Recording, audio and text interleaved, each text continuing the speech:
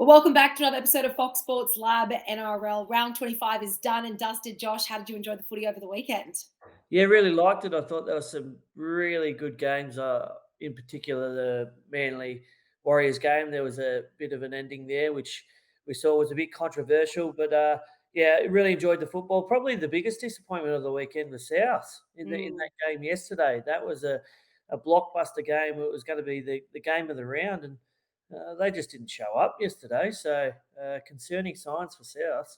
Yeah, absolutely. Certainly a lot to talk about there. Let's look at the Premiership market update and we'll focus on the South Spurs. Rabbitohs are $26 to take the Premiership, the biggest drift in the past month. And no surprises given some of the performances. The Penrith at $2.10, Broncos 30.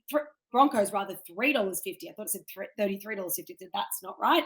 Storm $7 and Warriors 13. Any surprises there? Or is that how you sort of see it as well? Yeah, probably that's spot on. I think Penrith are the team to beat. Mm, Obviously, the Broncos have had a fantastic season, so they're the next challenger. And then the Storm, they weren't convincing on the weekend, but the weekend before they showed what type of team they can be. And as we've spoken about the last few weeks, we're waiting with bated breath to see if Pappenhausen gets named in their side. So I think if he slides into that side, I think that they are a good value at that $7, and the Warriors as well. I mean, the only question mark about them is if they can win over in Australia in that first match, because they'll more likely be playing away. So if they could do that, well, then I think their price will shorten as well. Yeah, absolutely. The Warriors, that was a convincing win for them over the weekend. Just touching on the teams to make the top eight, Rabbitohs are $1.45, Roosters $3, and Cowboys $6.50.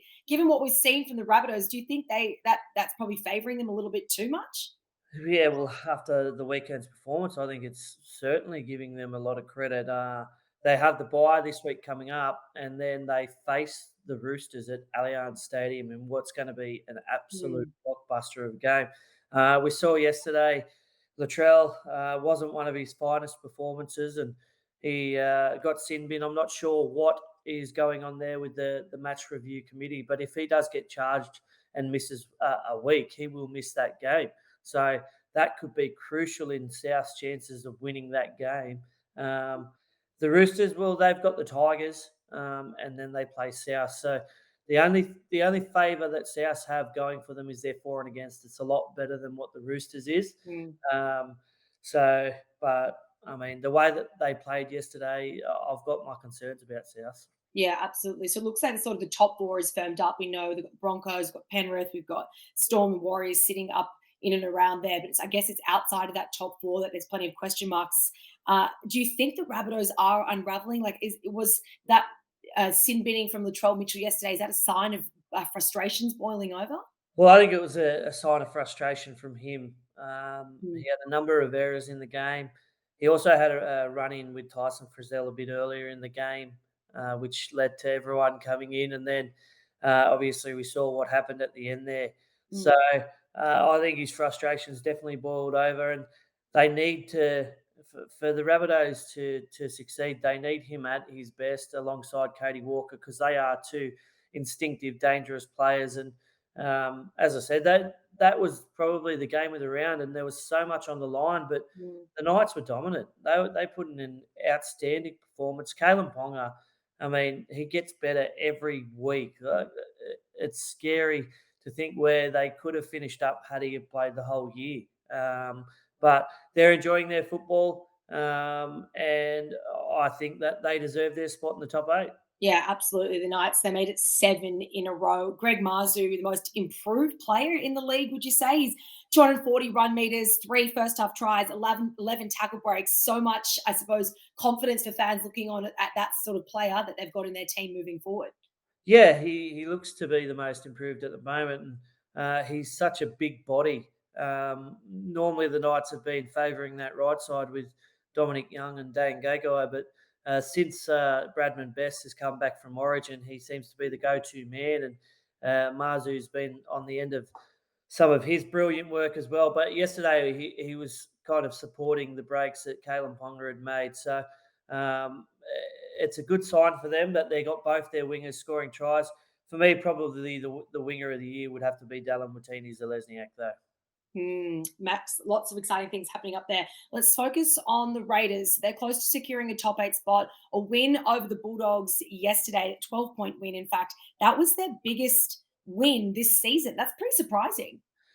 Yeah, it is a little bit surprising. You think they would have won a game by more points than that, but it's their for and against that worries me. They're still sitting in those in that good position on the ladder, but their for and against is horrendous. And if you want to be playing finals football, your defence needs to be in check. And they really got taken to the wire by the Bulldogs. They kicked away there late with a couple of late tries, but they weren't convincing at all. Obviously, they missed White, and he was a late withdrawal, but they really need to get their defence in check if they are to feature in the finals.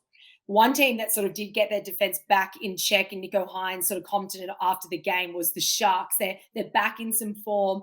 There's still a chance of maybe finishing in fourth. What do you like about the way that they've turned their season around, and particularly I suppose their focus on that defense? Yeah, I think that's exactly right. And I think their last 3 weeks have been probably their best.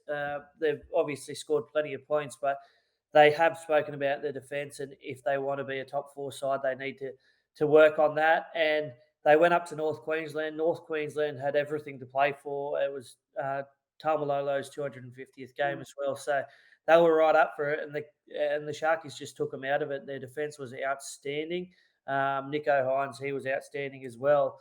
And they'll be very confident of winning their next couple of games as well. I think they have the Knights possibly and Canberra to finish. So if they can win both of those games, well, then they give themselves every shot at that 4th position and 2 bites at the cherry.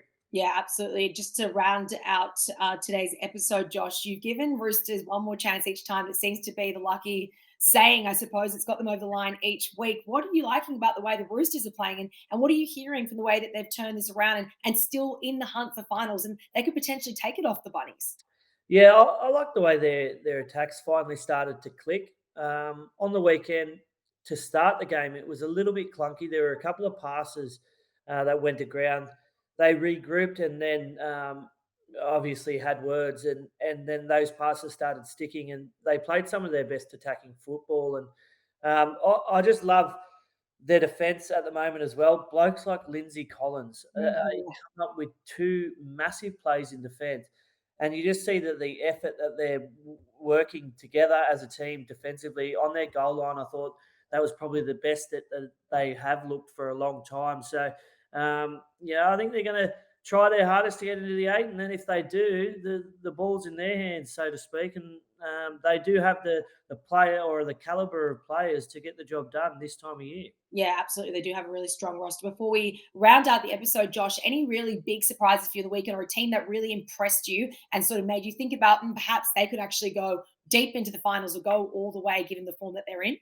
Oh, look, I think Penrith, even though they played the Titans, they started scrappy, but there was just a period there in the last 20 minutes where they kind of said, "Hey, come on, let's get our act together," and then they just went bang, bang, bang, and it was those players led by Cleary, Dylan Edwards, Isaiah Yeo. Like they just continue to deliver, and they can bring all these young players in, and they just know the system so well, and they can get the job done. So I don't think, even if they lose a few players, I think they can cover them quite easily in the finals period, albeit Cleary.